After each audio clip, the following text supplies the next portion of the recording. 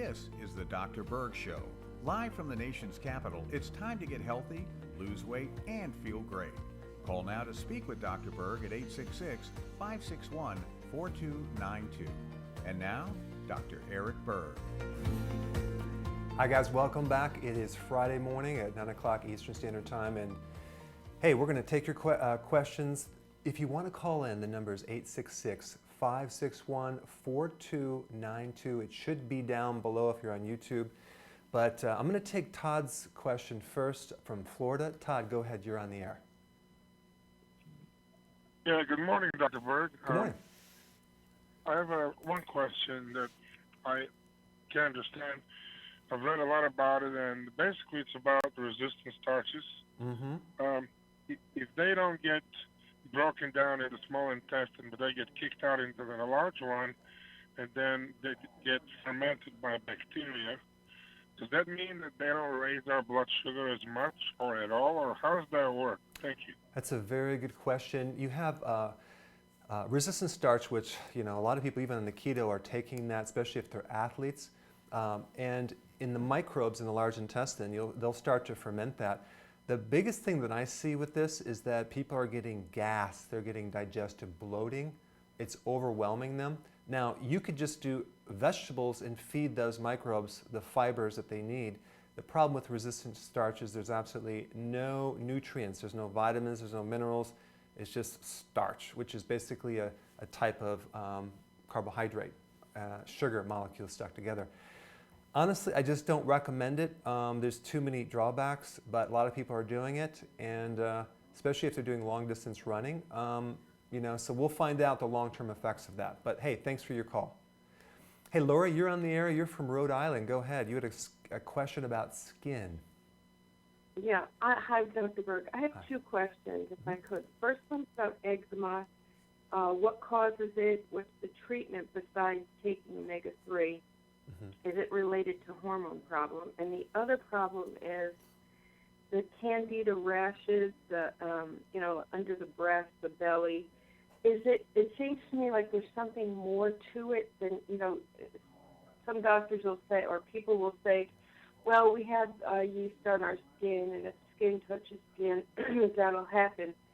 But I've been doing your program for 11 weeks. I don't know if it takes longer. I'm wondering if it's more related to liver. Is it glycogen stores being released? I've tried oregano oil, mm-hmm. which didn't really do a lot, but now I'm taking neem, which is better, but it's still not doing it. Okay.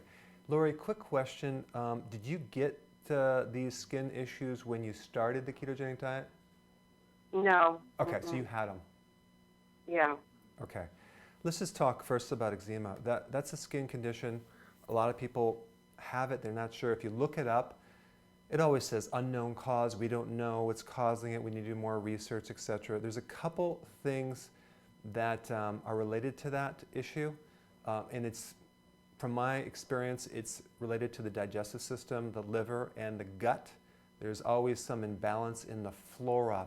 On your skin, you have about 400 different types of strains of microbes that live, that actually protect the skin, prevent lesions, prevent rashes, and all these other things. So, and the same thing with candida. Normally we have candida on our body, and when the imbalance shifts, when we have more unfriendly candida, it's like you can look at it like the good bacteria, bad bacteria. You start getting side effects from that: itchiness, white tongue, bad odor, rashes, red things, and things like that. So again, digestion. I think what I would do if I were you, there's a couple things to handle the internal part of the body, because in order to correct that, it does take a long time. It's not going to be a matter of 1 to 2 weeks. This could take months if it's systemic. And that's the same thing with like toenail fungus. If it's growing on the toe, it's growing all throughout the body and it's coming out from the outside. So the absolute best thing to reverse both of those conditions would be to take a probiotic that is very, very complete. And the one that I recommend is called Effective Microbes. EM, Effective Microbes. You can look it up, buy it online, it's not that expensive, and you can start taking very small dosages of that. right before bed, and maybe a little bit of kefir, unsweetened kefir, and just take it before bed. And what will happen is over time that will build up the flora, and your skin rashes and eczema will start kind of clearing up, and so will the candida. So that's number one. Number two, another remedy that is really good for any type of eczema, dandruff, flaking skin, even candida rashes, is to take 1 to 2 drops of oregano oil, okay? And you put that in 1 teaspoon of flax oil, and you mix it up, and you apply that to the skin. You rub it into the skin. So you have the benefit of the essential fatty acids topically that are really good for just reviving the skin. And then the oregano oil is the absolute best antimicrobial thing on the planet, antiviral, antifungus, antibacterial. It just will heal the skin and actually handle those microbes, those growth factors. So you want to work on the inside and then work on the outside. All right? That was kind of a long answer, but okay, Stacy, you're from Dallas, Texas. Go ahead, you're on the air. Stacy, are you there? I'm sorry? Are you there? This is Dr. Berg. Yes. Hi. Hi. I just had a question about, I have switched over to a ketogenic way of eating since February 22nd. Uh-huh. And recently someone posed the question that if you've had your gallbladder removed, that could be an issue. Yeah. Good question. All right, next question. No, I was kidding. Let me answer that question. I actually have a video on this, but I'm just going to explain what happens. The gallbladder is a sac that helps you concentrate bile, B-I-L-E. Bile is kind of like the detergent that helps break down fats. It helps you concentrate the bile to help you extract fat-soluble vitamins from the food that you're eating. So when you don't have a gallbladder, what happens now, you just have a tube from your liver to the small intestine. So you're never going to have the ability now to concentrate the bile, which means you're going to be deficient in bile, which means that you're going to have incomplete digestion with fats, essential fatty acids, and fat-soluble vitamins. So you may eventually get symptoms of, fat deficiencies in the body, with night vision problems, skin issues down the road. I'm not saying you're going to have those right now, but over time it could have them. So, and you may have a difficult time digesting fats because you're missing that. So then it forces the pancreas to produce more lipase, which is the fat enzyme to help break down fat. So it puts a little strain on the pancreas. So the best thing that I would do, Stacy, is maybe start off with just 1 gallbladder formula in the morning after you eat, or it could be another meal too. Just take 1 after you eat. That will provide the concentrated bile to start giving you enough so you don't run out. So that's how I would solve it. And that's the short answer. All right? Hey, Lori, you're from Rhode Island, skin problem. So go ahead, you're on the air. Hi, this is my second shot. I just have one more question about the skin. I bought the probiotic, the EM. Mm-hmm. I think it was called Pro EM. And it made it so much worse because they used molasses and honey in the, to feed the bacteria. Okay. So, it's even that bad that blew it up, and I can't take that. Let me talk about that, Lori. So Lori already took it, and she almost had an exaggeration of the symptoms. So Lori, just so you know, they do feed the microbes with molasses, but I will say that all that molasses is eaten up already when you get it. It's less than 1 grams of sugar. It's like hardly anything in there. It's not even sweet. So it's not the carbohydrates that's creating the reaction, it's the microbes. And I should have pointed this out. Those effective microbes are very effective, and they will initially stir up an immune reaction.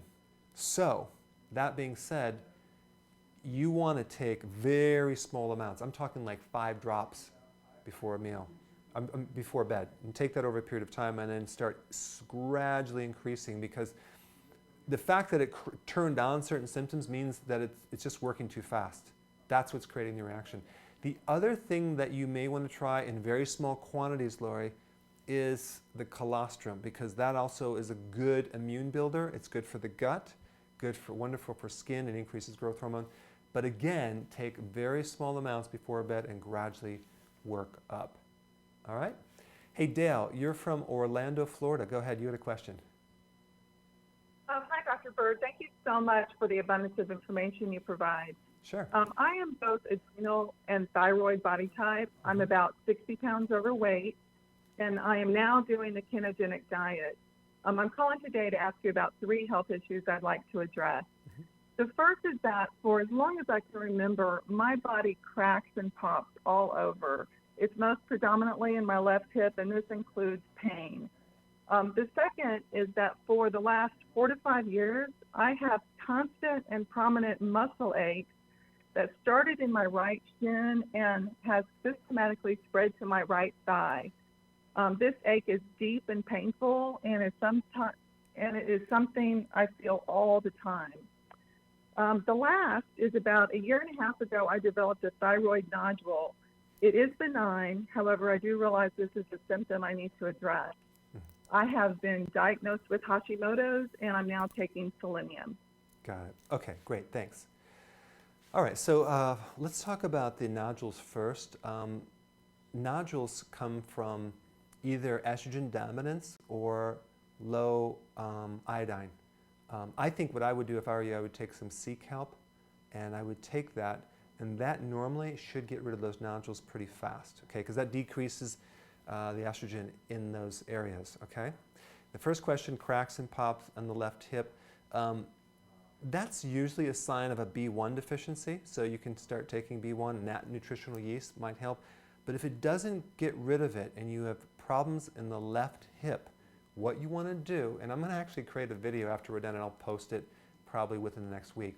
You want to work on the opposite hip, okay? You want to do acupressure on the opposite hip. So you can take a foam roller, take a tennis ball, okay? And if the problem is on the left hip, you lay on the right hip and you just work out those spots on the right hip. Exactly where it's popping on the left, you do acupressure on the right, okay? That'll stop the popping because it balances it out. Now, muscle aches on the shin all the way up to the thigh. I think you said on the right side, okay? This is the same principle that you can use. You work on the left side. So you want to have someone, maybe someone that does massage or a body worker or even your spouse, and start working up the mirror image on the opposite shin and the opposite thigh, okay? And that should get rid of the achiness. Now, the other thing that causes achiness is an electrolyte deficiency, so you might want to look at that too, especially on the ketogenic diet. A lot of people are taking the electrolyte powder I have, which is, some people say it's too sweet. There's no sugar in it, but we just made a version that's not sweet at all. So that's the version that's currently out. That's another thing you might want to try, especially if you have any type of tightness, crampy muscles, weak muscles. That's a potassium, magnesium, or calcium issue. And I just like to take it as electrolyte powder. All right? Hope that helped. Okay, so let's see. It's Arlene. You're from Delaware. Go ahead. You had a question. Hi, Dr. Berg. Hi, how are you? How are you today? Good. I'm okay. I have a question. I had breast cancer in 2011, and they put me on anastrozole medication. And it seems like throughout the years, my bones have really, really been aching. Sometimes it's hard to sit, and sometimes it's hard to stand. Monday, I decided that they said that they wanted to keep me on it for another 4 years. I don't think my body can take it, but I had decided to stop taking it Monday, and I started taking your D3 and K2. Do you think that's a wise decision? Good question. And again, I just have to make one little point. Anything that I tell people in this communication or all my other videos is just for education. I'm not trying to make claims it's going to cure anyone. So check with your doctor before taking my advice, okay? Yes, if you have bone pain, that's a vitamin D3 deficiency, and I do know that medication has a side effect of depleting your D3. But when you take D3, you need K2 with it. So yes, you're on the right track as far as bone destruction, and make sure you have really good bones, whether it's a pre-osteoporosis, which is osteopenia, or actual osteoporosis. I would highly recommend the D3 and the K2 combination. Okay, that's a given. But the other thing I think you may want to consider taking is the estrogen balance with DIM. DIM is about 25 times more concentrated than cruciferous vegetables. It's a natural thing. It's really good to support the immune system after chemotherapy, after radiation, after cancer. So that's something I would also add to the mix because it's very protective. Okay? Thanks for calling. All right, so let's see here. Now we're going to go to Nadia from Virginia, right down the street. Yes, hi, Dr. Berg. Hi. I have a question. I am not overweight. I only weigh 116 pounds, but I have a huge breast, which I wear size triple D. And my doctor recommended breast reduction surgery. So I don't know. Right now I am taking the C-Kelp, but is that the only thing that I can do to reduce the fat? Is there any way? I don't want to do the surgery, actually. That's a really good question. You're taking the right thing. Yes, C-Kelp does reduce estrogen, and basically triple D. I've had women come in their size H. I didn't even know it went that high. That's estrogen dominant. So I think the best thing that you can also take is something called estrogen balance with DIM, D-I-M, because that has specific properties to naturally balance the estrogen in your body so you're not producing the wrong kind. And that's one thing that I would recommend. Probably in addition to that is the cruciferous food. Those two together help balance estrogen, and that should be effective. Okay?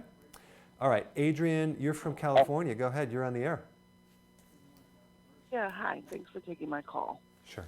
I'm calling because I have a bone spur in my right ankle, and I was wondering, is there a way I can get rid of it without laser surgery?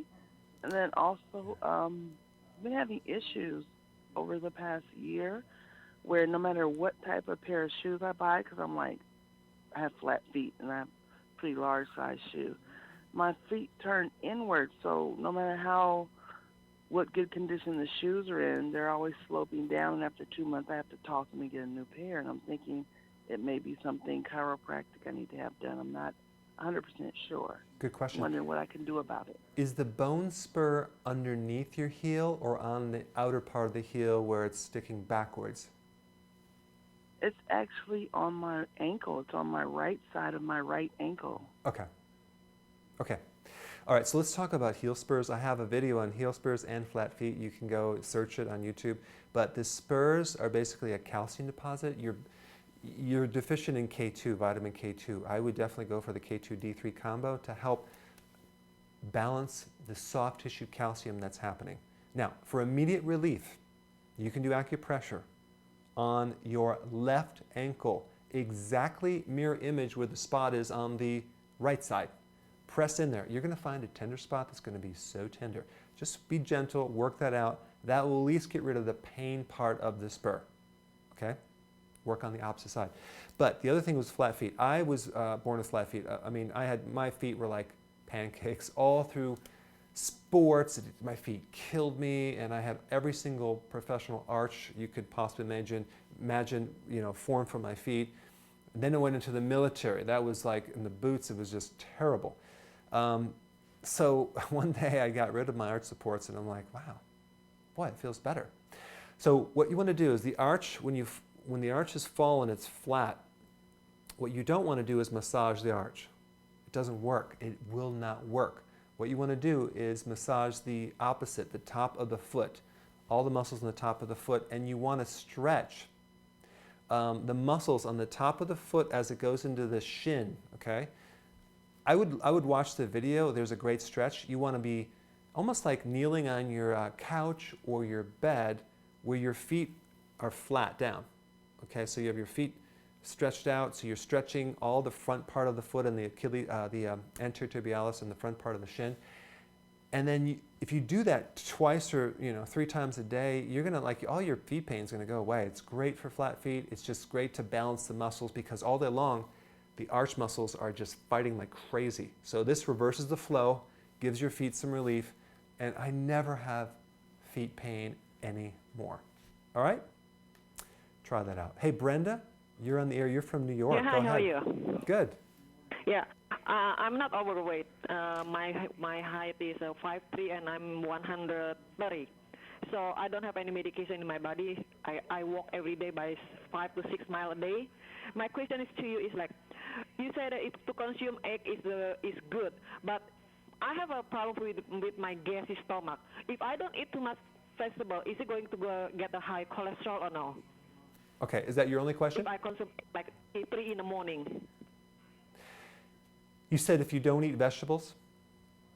Yeah, I cannot eat that much vegetable because I have a very gassy stomach. So I listen from you that the apple cider vinegar is good. So I drink that. It's helped me a lot. But the thing is, if I consume egg, decrease the vegetable, is it going to be having a high cholesterol next time or no? Yeah, good question. Here's what you want to do. You can't do vegetables because it just gasses you out. So I would recommend doing fermented vegetables, and you don't need as much if you do that. So you can ferment them like sauerkraut, pickles, that type of thing. And try to find some vegetable that you can consume, like maybe like not iceberg lettuce, but like romaine lettuce. That might be okay in smaller quantities. And then you may want to supplement with electrolyte powder, so that has the potassium, because without those vegetables, you're not going to get your potassium. So fermented vegetables are the key, and then I would just watch the cholesterol. I think you're going to be fine. But if you have some of those fermented vegetables, that should do the trick. And just play it by ear. And then if you still have a problem, why don't you get in contact with me, and I'll take you to the next level, because there's other things you can do that take a little bit more time. All right, thanks for calling. Hey, Nicholas, you're from Chicago. Go ahead, you're on the air. Yes, good morning, Dr. Berg. Thanks for taking my call. I just had a question. It was actually kind of concerning. Last couple weeks, I just haven't been feeling myself. And I've been getting a lot of cramps in my arms, legs, stomach. And so it concerned me. I went to the emergency room a couple times over the last 2 weeks, and they did test on me and all that. My calcium level was just slightly elevated the first time. The second time it was in the normal range. I'm wondering if I'm just severely dehydrated, or should I be worrying about, calcium being too high? That's a really good question, because if you have too much calcium in the blood, hypercalcemia, you could have like a lot of soft tissue calcium building up because it's not being transported into the tissues, and it can create a lot of problems for you, muscle cramps and weakness. So the fact that it was slightly high is an indicator that I think, and you mentioned I think on the text right here, vitamin D is going to be the ticket. So I would definitely start taking more vitamin D. If that doesn't help, because vitamin D deficiencies basically make your calcium not work anymore in your body. So I would then go and acidify the stomach, because that could be the other reason why you're not pulling that calcium in. So in that case, you want to take betaine hydrochloride or apple cider vinegar to acidify the stomach, so you can start pulling those minerals back into the tissue, into the muscle. But realize the muscle cramps could be other minerals like potassium deficiency, because I don't really know what you eat. So you'd probably be better to just do the electrolyte powder that I have, because that gives you a lot of potassium, some calcium, magnesium. And that should take care of it, especially if you just started the ketogenic diet. And then one last thing I was going to mention. Anytime you take vitamin D3, you need K2 with it, because they both work together. So what will happen, the D3 will help you absorb calcium, and then K2 will stick that calcium all the way into the bone or the muscle, wherever it needs to go. All right? Thanks for calling. Hey, Stacy, you're from Las Vegas. Go ahead, you're on the air. Oh, yeah, hi. Can you hear me okay? Yeah, I can hear you perfectly. Okay, great. So I'm holistic, and I don't take any medication, and I've been constipated for many years. Plus, I have psoriasis, so that doesn't make it any better. And probably about 3 weeks ago, I started taking trimagnesium and whole psyllium husks and apple juice. And so now I've got perfect bowel movement twice daily, but I noticed that I've got some soreness, like a small lump on the left side of my throat, and like a mucus plug at the back of my throat. So it feels like there's always a pill stuck, like in the back of my throat. Mm-hmm. So now, at first I thought it was postnasal drip, but now I'm thinking it's my stomach is overactive because it's digesting my food. Right. So question, you mentioned on your text acidosis. Do you feel any acid coming up? No, I don't. Okay. So you have no gas? It's always, no, I just always feel like there's like a lump in the back of my throat. And so when I do take the trimagnesium, it feels like it's stuck a little bit, so I drink extra water. Ah, got it. Okay. So you don't really know what your pH is, right? No, I don't. Okay. And but you've had constipation for a long, long time, right? Yeah. Okay. So let's just talk about that. And I'm just going to, I kind of doubt that it is the enzyme coming up from the stomach that's causing the lump in the throat. It's so rare to have that because you do have a powerful protein enzyme, peptase, in the stomach that can go up through GERD and then start digesting your own proteins. I highly doubt that's what it is. But when you try to eat food and you swallow things and you feel that little lump in the throat, a lot of people have that. That is really more of a liver thing. The liver, there's something going on with the liver. Now, you could just get a routine blood test to test the liver to make sure the enzymes are good, but I have known in the past the liver is behind that symptom. So I'm not sure what's happening with these changes, but I will say the best remedy, hands down, for the liver would be milk thistle, because that actually has capacity to repair liver function. It actually can fix the liver. And it's great for hepatitis, inflammation, and cirrhosis, and a lot of other liver issues. So I would try that first. And if that doesn't fully work, then I would see if I could do something to support the gallbladder and see if that doesn't go away. Okay? Thanks for calling, Stacy. Hey, Lisa, you're from South Carolina. Go ahead. You're on the air. Yes, Dr. Berg. I was wondering, I know you mentioned to always get plenty of vegetables to kind of flush out the fat. And I'm 2 weeks into doing the keto diet. And I'm tracking my macros just because I'm in the beginning stages. I'm seeing that I'm getting around 45 net carbs, and all that's pretty much from vegetables. I didn't know if I should try to get that lower so I can stay in ketosis, or that shouldn't matter because they're carbs coming from vegetables. Good. It's okay to get a little extra. Yeah, you know what, honestly, I don't even count the vegetables as your carbs.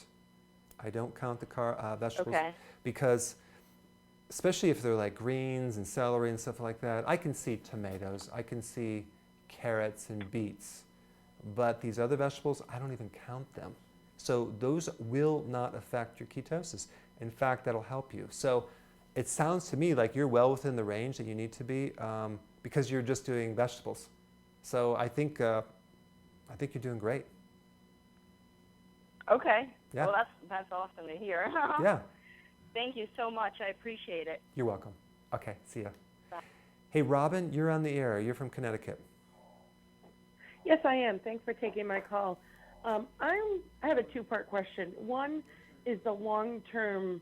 I've been on a ketogenic diet for about 2-3 weeks now, and I'm curious about long-term. How long can you stay on a ketogenic diet safely? Yeah. And secondly, other than calcium, magnesium, and zinc, which I take along with a multivitamin, what other supplementation should I be adding to my diet? I eat about 20 to 30, 40 net carbs a day. Okay. All right. So good question, Robin. Let me just handle that the last question first. If you're on a ketogenic diet, there's several vitamins that you want to probably enhance. One is the potassium. So the electrolyte powder has a lot of potassium, magnesium, calcium, and all the trace minerals. So that's important. And then the second thing is the B vitamins. You can get that from nutritional yeast. Don't get it from some synthetic pills, okay? And then the third thing is trace minerals, just simply because it's hard to get. So if you take the liquid trace minerals and the electrolyte powder, I think you're going to be fine with your minerals, okay? Because everything else you can almost get from your diet unless you have weaknesses within the organs. Now, let's talk about long-term. How long can you be in the ketogenic diet? People have this idea that the ketogenic diet is just for weight loss. It can create some serious positive effects for your health, decreasing your risk for Alzheimer's, memory problems, heart problems, high blood pressure, strokes. Why? Because you're running your body on fat fuel, no longer on sugar fuel. The damage of running your body on glucose is just off the charts. So I look at it as like, it's something like a maintenance that you want to be on as long as you want to be healthy. And so you may be able to build up enough reserve. Once you hit your weight loss goal, you can build up enough reserve so you have flexibility. You can go off the program and get away with cheating every so often, just as long as you have the full knowledge of knowing how to get right back on track. And that's why I just hate the word just you're on a diet. It's just a way of eating, so you could manipulate your own food because now you can predict the response that's going to happen. You know if you eat this how you're going to feel the next day. So you can just, with your own awareness and a judgment, choose what foods you need to eat because you have the knowledge of how to use ketosis, for example, to improve your health. So I always look at it of a great understanding of how food interacts with the body. And you know, some people, when they say that, oh, ketogenic is dangerous because you're eating all this fat, that's a lie. You're just basically, you're reducing your cholesterol when you're on a ketogenic diet. You're running your body on fat fuel. I mean, your body makes 3,000 milligrams of cholesterol every single day. So why would you want to avoid cholesterol? Your body's just going to make less if you eat more. So I think I would play it by ear. Just keep riding the wave, see how you feel, hit your goal, and then down the road, choose what you want to do. But I just recommend, I tell people, hey, go back to another, or start adding carbs and see how you feel. Then you'll really know what is better. That way I don't have to tell you, you've experienced it. All right? Thanks, Robin. Hey, James, you're from United Kingdom. Go ahead, you're on the air. Hey, Dr. Berg. I've been on a ketogenic diet for the last 10 months. I've lost about 125 pounds. Wow. My question is around electrolyte balance. Yeah. Apart from just feeling, not feeling kind of run down, which is what I recognize, when I feel I'm low on salts, is there some sort of method I can use to identify whether I have an imbalance and then act upon it? Yeah, good question. So the electrolytes go far, far beyond just low energy. Electrolytes are necessary to build the gradients within the cells for transportation of other nutrition, from the contraction and relaxation of muscle, of the conduction of nerve impulses through the nervous system. Like, for example, let's just take potassium deficiency. If you're low on potassium, you will not be able to transport the nerves correctly. So your nerves are going to be irritated and agitated and weak. Potassium is necessary for the formation of muscles. It actually helps you hold protein in your muscle. So without potassium, you start getting atrophy prematurely. It's hard to build muscle mass. Potassium is necessary for the storage of sugar called glycogen. So without potassium, you can't store glycogen, so you store more fat. Magnesium is necessary for the heart to work right. And so with potassium too. So without these minerals, the heart rhythm goes out of whack. Either a high pulse rate, arrhythmias, fibrillation, all those things. Without calcium, I mean, you have muscle cramps. You have problems with nerve channels. It even increases your risk for cancer, believe it or not, because calcium is the main communicator between cells. So you have so many functions that extend beyond fluid balance, pH control. So if you did a search on electrolytes with my name, I cover all the function of electrolytes just so you can get a grasp of how broad these are. But if you're doing all the vegetables that you need, I think you're going to get a lot of electrolytes, but probably if you're in a ketogenic diet, that tends to require a need for more, especially if you add on exercise. All right, thanks, James. Hey, Jennifer, you're from Houston, Texas. Go ahead, you're on the air. Yes. Hi, Doctor. Hi. My question is about fasting. I have been fasting for the last 4 weeks, I know I'm insulin resistant, but my question is my sugar is still spiking. It's still going up. I mean, even after 24 hours, it's still going over 200. What's going up? So would that mean your blood sugars? My sugar? Okay. So does that mean that I should fast longer to try to get myself back into regularity? Good question. Jennifer, in fact, I'm going to go to the board and I'm going to demonstrate this to you, okay? So if I could have the attention of the producer over there. Producer? I'm going to go to the board. So just check this out. All right, so right here we have this thing called the pancreas. And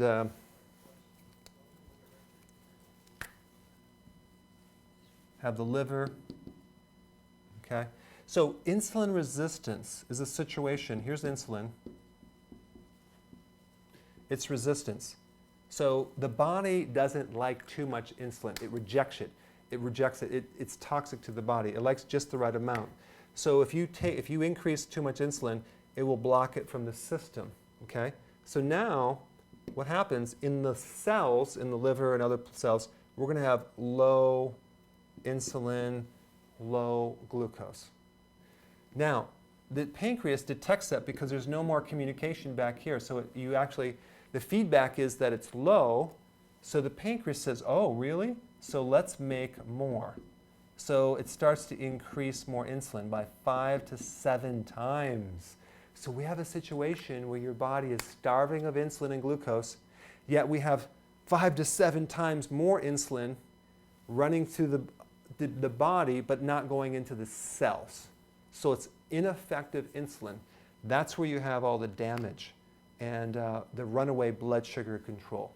So you mentioned intermittent fasting because one of the problems with insulin is that when you eat, you increase insulin, right? So what you want to do is not eat for periods of time. And yeah, if you could do it, that's the best way to do it, like 2 meals or 3 meals a day without any snacking. Go to 2 meals if you really want to be successful. That will start lowering the insulin and your blood sugars will come down, down, down. There's other things you can do to heal insulin resistance, okay? Chromium. And I think if you've been watching my videos, I have something called insulin and glucose support that has all these nutrients that I'm going to tell you. But potassium, chromium, apple cider vinegar, magnesium, all these minerals, B vitamins, B1, all that increases the receptiveness of this right here. So now that we cut out the sugar, cut out the junk food, eat infrequent, add the nutrients, this starts working better. We get the signals that come back here to turn off this insulin. So basically over time your insulin becomes lower and lower and lower and lower, and then the need for the pancreas to produce insulin becomes less, and you can start to heal. Then your blood sugars will come down. Okay, so let me just plug this thing back in here. All right, so that's how I would give it more time. I would add those nutrients and then see what else you can do by maybe going to 2 meals instead of 3 without any snacks, and make sure you add fat to that because that way you'll go longer without having to eat. Thanks, Jennifer. Hey, Tim, you're from New York City. Go ahead, you're on the air. Hey, Dr. Berg, thanks for taking my call. I also want to thank your wife for the great recipes. Oh, great. All right. Really enjoying it. I've been following you for a couple of months now. Dropped 40 pounds. Wow. In probably about 3 months. That's great. Yep. Yeah, feels great. Recently, I getting some pains in the back of my quads. It's like a constant pain. First started out only when I was sleeping, but now it's like in the day and everything, whenever I'm, all day long. Okay. I'm also doing your wheatgrass for about a month. Okay. And my question is too, and I'm doing apple cider vinegar with the lemon, and I'm just curious, is there possible to overdo the apple cider vinegar? Okay. Can you get too much acid? Good question. Well, is it in both hamstrings? Yes. Okay. It tends to lean more constant on the left. Okay. Do you have any but old? It comes back and forth to both. Do you have any old injuries to the hamstrings? No. Okay. Not that I'm aware of. I mean, no. Okay. So, yeah, you can always overdo the apple cider vinegar, but if you're just taking like a teaspoon, even with each meal, you're not going to overdo it. In fact, that should actually help get rid of lactic acid in the muscle. But the cramps in the muscle usually come from either potassium deficiency, but you're taking the wheatgrass, so chances are it's not potassium. So it can then also be vitamin D3. Vitamin D3 could do it too, so that's one thing I would look at. And the last thing I would look at is vitamin B1, because those are the key nutrients that become depleted on a ketogenic diet. So if you took some nutritional yeast, that may help you greatly, okay? So B1, nutritional yeast, vitamin D, and you're already getting the wheatgrass, so you should have enough potassium. So that's what I would go after. Last thing, Tim, you can actually massage with a foam roller your quadriceps on both sides to actually knock out any pain in your hamstrings. And the reason I'm asked about the old injury is because the question is, why is it in your hamstring? Why isn't it in all muscles? Okay. Well, there could be a pre-existing old injury there. I don't know. All right. Thanks for calling, Tim. Hey, Jennifer, you're from New Hampshire. Go ahead. You're on the air. Hi, Dr. Berg. I'm on day 6 of keto, which I decided to start doing because I have advanced Lyme disease and I want to get rid of the inflammation. So I watched all of your videos before I started to make sure I did everything right, the right macros, my potassium. But since about day 3 or day 4, I've had extreme bloating, which gets worse after I eat, and really loose stools. So I'm very uncomfortable, and I don't know what could be causing it or what to do about it. Okay, Jennifer, quick question. Did you change anything right before you got the bloating? The only thing I changed, I've been, at the 20 to 40 grams of fat and the 3 to 6 ounces of protein for about 3 to 4 months. The only thing I changed was reducing the carbs. Okay. And I'm getting all those greens in that you say, about 6 cups. Yeah. What kind of fat are you eating? Everything. Olive oils, coconut oils, MCT, eggs. I think what's happening, Jennifer, I think when you start a ketogenic diet, the wild variable is the fats. People just aren't used to consuming that much oil and fat. I would cut that down, especially the MCTs, which are extra oils, and some of the other oils, because bloating is really is a lack of bile. So we can add the gallbladder formula if we want, but I think the first thing I would do is I would cut out some of the oils and see how you feel. And that should take care of it because you are consuming a lot of fat there that you might not be used to. You have to gradually build up to it. So I think that should help you a lot, Jennifer. Thanks for calling. Hey, Debbie, you're from Ontario. Go ahead. Question. Hi, doctor. It's in regards to liver cleanse. I'm 63. I have IBS. I have to go for colonoscopies every 3 or 4 years because they find polyps. I'm juice fasting right now with some salads in the evening. My doctor has diagnosed gallstones, and yet I do not have any symptoms. So I've been Googling gallstones, and I've seen on YouTube where I could probably do a liver cleanse to get rid of them. And what's your opinion on this Dr. Hulda Clark that's online? And she's recommending, I mean, she's passed away now, but she's always recommended liver cleanses and stuff like that. Yeah. Are they safe, liver cleansers? Good question, Debbie. I've done her cleanses. They are to the extreme. I'm talking like massively extreme. I couldn't keep it. And I've really been into cleanses. The problem with cleanses, they're too short term. They don't really fix the real problem. They do a short cleanse and then boom, they don't really go into the diet. I personally would just change your eating. I would not do a juice fast. Why? Because regardless of where that juice comes from, it's going to spike insulin, which causes the stones. Okay. The best thing to do is, believe it or not, you need to do things that increase more bile. Okay, one is the gallbladder formula to help dissolve the current stones that you have. But think about bile, what it does. Without bile, you develop stones. Bile helps you break down fats. And the question is, what triggers bile? Saturated fats. I'm not saying go crazy with it, but you don't have to do a low-fat diet. You can start adding fats to the diet, egg yolks, which are high in lecithin and choline, which help dissolve the stones. So I think personally the ketogenic diet would be the best thing long term. Of course, you're going to do a lot of vegetables in this ketogenic diet.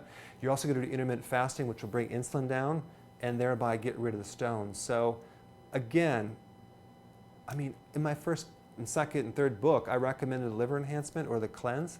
Don't recommend it anymore because it doesn't really fix the problem. I remember doing a cleanse once where I took Epsom salts, okay? 2 or 3 ounces of Epsom salts, 12 ounces of olive oil, beet tablets.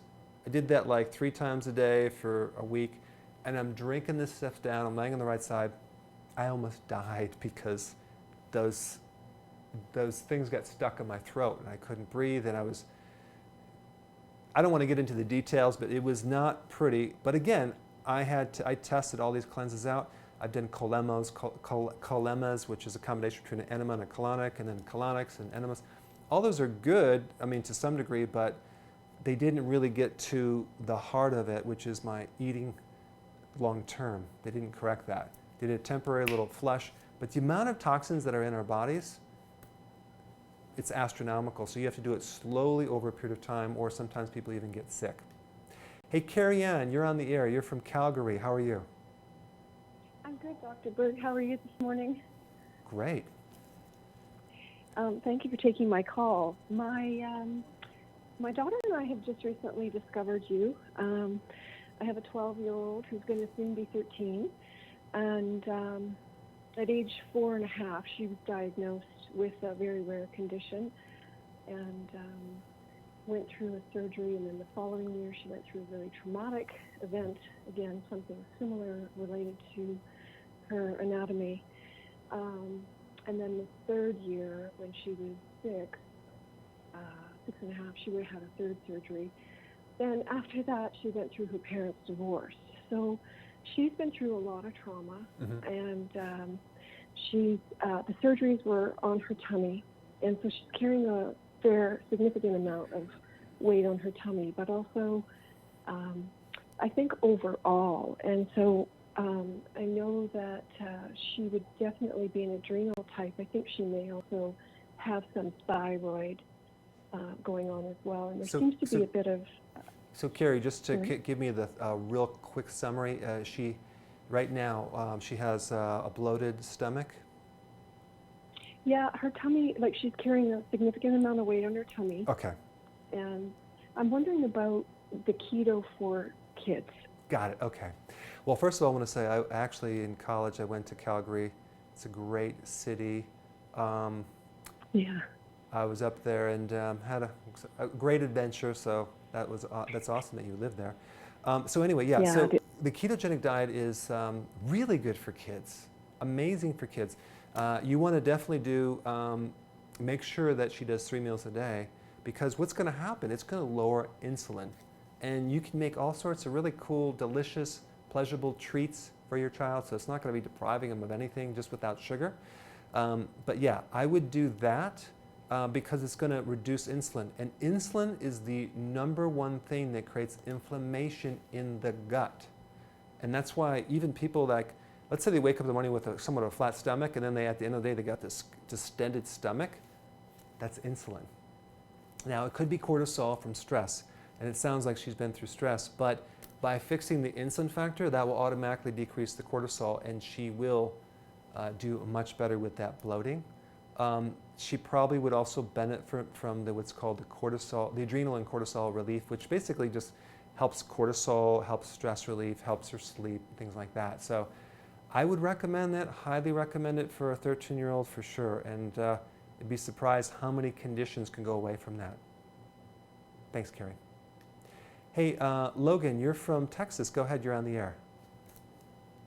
Hey, doctor. Hey, so I've been watching you for a long time, and I've been on the ketogenic diet for a year now, and I was diagnosed with a stage 4 glioblastoma brain tumor in March of 2016. And what's happened now is it's been removed. I've been through radiation, and I'm currently going through my last round of oral chemo. And it's been amazing how great this has all been. There's been no reoccurrence. It's been some of the best results they've ever seen. And I'm still able to work out at a 100% level 6 days a week. Wow. I'm fasting about 18 hours a day and tracking my macros daily. But I was just wondering if you have anything else that you think that I should potentially add in. Basically I'm asking, what would you do if you were diagnosed with a stage 4, brain tumor? What would you do to prevent it from coming back again? Yeah. Okay, there's two things I would do. Very good question, Logan. Personally, I think you've been through a lot of then trauma after, I guess they took it out and then did everything else. So you want to repair the immune system. And what I would do, I would buy the highest quality colostrum powder that you could find. And I would take that before bed. I would take a big heaping tablespoon of that stuff before bed. Why? Because that basically will repair and build up your immune system. It's wonderful to repair a broken down immune system. Sounds like you're doing really good, but that's one extra step that will, over time, gradually bulletproof your immune system. The next thing I would do, and I talk about this in a lot of videos, is I would just consume cruciferous on a regular basis. If you look at the textbook on toxicology, which is the study of poisons, and you turn to the chapter where all the tumors are, I mean, it's just like all the chemicals. It's all the chemicals. So what you have to do is you have to do organic everything, non-GMO. And I think the estrogen balance with DIM would be probably one of the best products. And of course, the cruciferous combined with that. But that's what I would do, Logan, if I were you. But it sounds like you're on the right track. Keep sugars down as low as possible. And I think it's not going to return. That's my opinion. Hey, Rob, you're from South Carolina. Go ahead, you're on the air.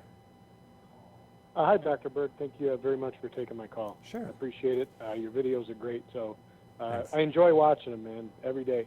Thanks. My question is, I started kind of keto. I started with wheat belly back in January. I'd done it before. I've always kind of been low carb. I gave up bread and grains about 5 years ago, but I lost a lot of weight. I slowly integrated potatoes again and French fries and tater tots. So I put on about 60 pounds again. Mm-hmm. So in January I started it again. I gave up all the carbs, basically, keto. And then watching your videos, and you talk about insulin resistance and how that blocks fat burning. And I also have anxiety disorder. So that creeps, especially with the diet change, it kind of increased what I would imagine increased my cortisol. So if my fat burning's blocked and I'm not taking in carbs, I haven't been feeling that good. Muscles get tired real fast. Mm-hmm. I can do squats. It's like the strength is there, but they seem to wear out. So if I'm not burning fat and I'm not burning my fat and I'm not taking in sugar, what am I burning then? Well, it sounds like you're in the transition phase, Rob, of adapting to the ketosis. So what happens is over time, when you start developing insulin resistance, it becomes more stubborn and more stubborn, and it takes more and more time. It could take 1 to even 2 months to fully adapt where you feel good. And it sounds to me like you have symptoms of keto flu, which is kind of weak muscles, kind of not as strong as possible. And for that, you need potassium citrate. I think you'd benefit from the electrolyte powder that I have, because that has all the electrolytes with no maltodextrin, no sugar, and it really will recharge the cells and knock out these side effects from the ketogenic diet that does tend to deplete potassium. And you'll start feeling stronger from that, and you have minimal damage. The other thing you need to get is the nutritional yeast, and start taking that. That will give you the B vitamins. So if you have the minerals with the B vitamins, you should get into ketosis a lot faster. But I think you're in the transition period right now, where the fact that you have these symptoms and you have anxiety means that you're not fully there yet. You're going to get there, give it more time, but the anxiety will go away with the B vitamins. As soon as you take the nutritional yeast, take a tablespoon a day and you'll start feeling better. Thanks, Rob. Hey, Leanne, you're from Ohio. Go ahead, you're on the air. Hi. Dr. Berg, thanks for taking my call. I called you last week, and I wanted to let you know I've lost another 1.5 pounds, so I've down 5.5 pounds in 3 weeks. Right. So, but I thought I was, my question is that I thought I was like no sugars at all. And then when I was looking at some of my, like my, I think it's Fuji drinks and some of my coconut macaroons, they have organic cane sugar or organic coconut nectar, organic coconut sugar, palm sugar. And I know you said to stay with stevia. I wanted to make sure if those were not, if these were things that it wasn't supposed to be taking. Mm-hmm. And also I have one other question with a wheatgrass. I ordered it before I saw you, and I got it from Australia. And you were talking about how the trace minerals and all that we don't have here in our country. Do you think that would be a good? I hate to throw it away. Yeah. But if I have to, I will. Here's a question: is it wheatgrass powder or wheatgrass juice powder? It's a powder. Yeah. I'm not going to say to throw it away, but it's basically hay. It's the fiber without the real good things. The juice is really, it takes a whole tray of wheatgrass to make 1 teaspoon of wheatgrass juice powder. What you're getting is you're just getting the fiber part with a little tiny juice. So there's a big difference. I'm not saying it's bad for you, it's fiber, but the wheatgrass juice powder is no fiber. So you get just the straight nutrients. So use it up, and then try mine. I think you'll like it because it's very high quality and getting a lot of response to that. Now, as far as the hidden sugars, yes, coconut nectar, coconut sugar is way too high. You want to do either xylitol, erythritol, or stevia. Yeah, I wouldn't do that. I would cut that out. And that really brings us to the situation when you have to start really reading labels, because it is hidden in so many things, and dressings and sauces, and especially going out to dinner. Forget it. I mean, it's hard to really go no sugar, but that's what you have to cut out, and you'll lose even more weight. Hey, George, you're from Toronto. Go ahead. Good morning, Dr. Berg. Good morning. It's a great day, eh? Yes, it's raining outside, but it's still great. I wanted to ask you a few questions. First of all, in your videos, you don't have any for lymphatic system? The what system? Lymphatic system. Lymphatic. Yeah, I do have a video on what is the lymphatic system. You can search that out. You should find it. Okay. Next question is about the kombucha tea and overdosing. I just did, and I realized halfway that is not good. Yeah. Even though kombucha tea is very useful and very nice to drink. Right. The next question I have is, what is your zodiac sign? Well, good question, but we'll probably won't get into those signs or whatever in this conversation. But let's talk about the kombucha tea. Yeah, I overdid it once because what happens, the kombucha tea really can put you into a more acidic state, which your pulse rate starts to go up and you start showing signs of acidosis. I mean, it's not dangerous, but it's just like, then you need to take some calcium, magnesium, to start to bring your pH back into a balance. But the point is that, yeah, you can overdo it. So kombucha is very strong lactic acid. At the very most, in one sitting, you take a half of a jar, not the whole thing, because it can actually keep you up at night. A little bit will calm you down. Too much can kind of keep you up. All right? Hey, Debbie, you are on the air from Colorado. Okay, first of all, I want to say thank you for all that you do and all your research. It has helped tremendously, and I really believe in your program. And my question is that I'm trying to keep my fat down because I'm a very small person. I'm very overweight, but I'm small. I'm 4'9", and so I'm trying to keep the fat down. But I'm having trouble getting into protein without going over the fat. Got it. Okay, Debbie, good question. Debbie, honestly, I would not try to go low fat if it's naturally in the protein. Like for example, let's say you had a hamburger that's 85%, right? Eat that. Don't go low fat protein because that's going to spike your insulin. I think you just need to just not add extra fat to the meal. Anytime nature has provided protein with fat, eat it in that combination, like the eggs with egg yolks.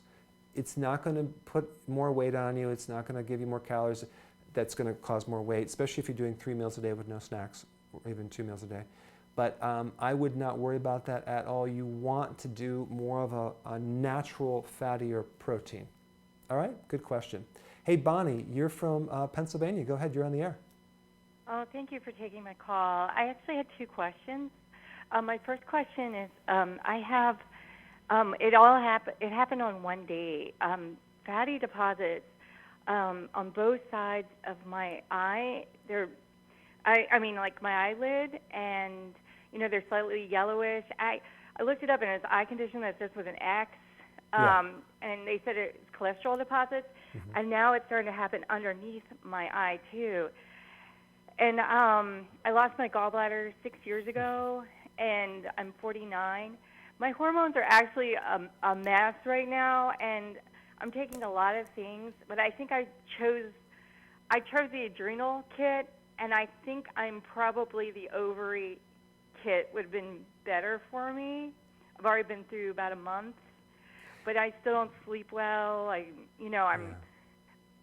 So I think I should have picked hormones. So, Bonnie, this is what I would do. Yes. I was always thinking gallbladder. If you get the cholesterol deposits in the eye, that's really the failure to process the cholesterol because you don't have enough bile. That's the simplicity of it. So basically what we want to do is we want to have a cool effect with my new lighting system I have here. What we want to do is we want to just add the gallbladder formula. You have it in the adrenal kit. You have it in the adrenal kit, and just take probably 1 after a meal or 2 after a meal, and you're going to find that that should be enough to handle it. The other thing that you want to do is take choline as a supplement.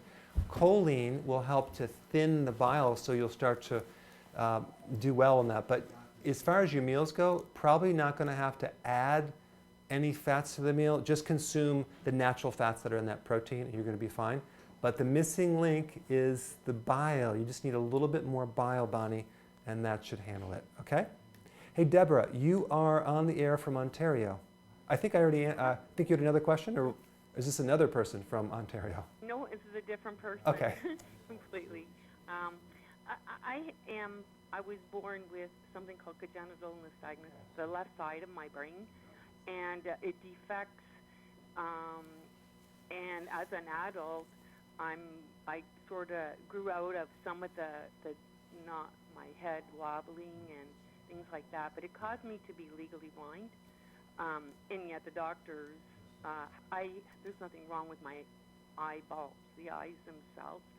And so, I mean, I'm 60, but I've always, because I've been following a lot closer healthy lifestyle and diet and nutrition and ketosis, and it's led me to wonder that whether I could assist my vision or through other means, like could I take high HDL fish oil, like the high ones, and magnesium, all the things that will calm my nervous system, because the more stimulated I am, the more my vision will, the eyes will start to jump. And I just wondered your thoughts about, helping the brain to, I don't know, maybe correct some of the things that are wrong there. They don't really tell you because they just say it's that. And I do have cousins, but all of us have a different type of symptom. Mine is this. Got it. And okay. Great question, Deborah. There's a couple things that come to mind to help. What you're really talking about is neurotransmitters in the brain, which are probably off. So there's a couple things that you can take. One is the the main fat in the brain is DHA. If you took that, that's a healthy fat. It's in fish oils. I think you might be already taking it, but take a real high quality one like extra virgin cod liver oil. Okay, so that will give you that healthy fat. There's two other things called SAMe. It's called SAM and then a small e. SAMe is a natural compound in your body to help you make all the neurotransmitters. So if you were to take that with vitamin B6, I think that would help as a precursor to help build up the neurotransmitters and help balance things so you're not overly excited in the brain neurotransmitters. So those are some quick things. And the last thing is potassium. You need a lot of potassium to help the nervous system chill out so you're not too heavy on the flight or fight mechanism. So those are the things that I would recommend, but thank you so much for calling. Okay, Paula, you are the last caller from Connecticut. Go ahead, you are on the air. So those are things that I would recommend, but thank you so much for calling. Okay, Paula, you are... He's listening to his radio. Hey, you're listening to your radio? I can't, you're gonna have to turn your radio down. And talk on Okay. Okay, now I can hear you. Go ahead. Oh yeah, I can hear your computer in the background or your radio. Probably the computer. Oh, she clicked off? Okay, cool. So hey, listen guys, thank you so much for tuning in. I'm gonna see you next week at 9 at the same time, same place, okay? Have a great week.